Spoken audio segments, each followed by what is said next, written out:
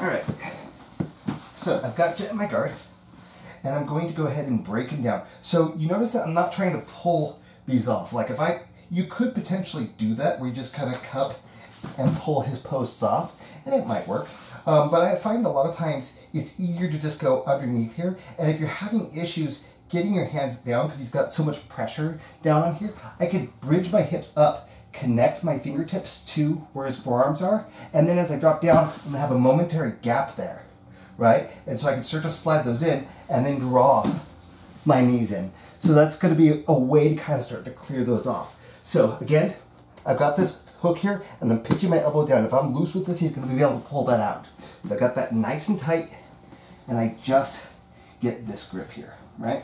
So I can put my foot on the hip, just as I showed a moment ago. Notice that I'm kind of chopping down right here on his back, right? So even if I don't have any grip here, if he tried to posture up right now, it's gonna be very difficult. And if he tried to pull that arm out, I'm pinching my thigh into his shoulder. So if he's gonna have a hard time bringing that shoulder out.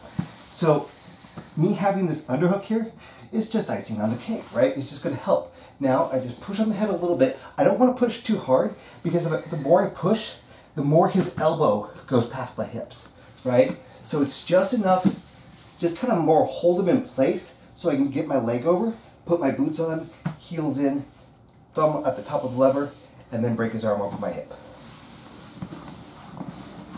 Right, now let's go to the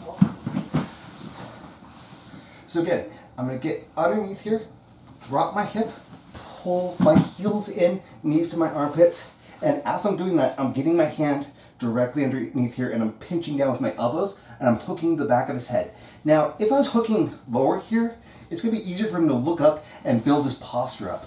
But if I can get to the back of his neck and kind of keep his head down, if he tries to build his posture up, it's gonna be much harder because the body's gonna follow the head, right? Flick over the top here, boom. And I create this nice frame so he can't pull his arm out, put my foot on the hip, and I connect my heel to my knee if I can, keeping my boot on, heel drop down. Now, I can throw that leg over, grab his palm, and finish that armbar.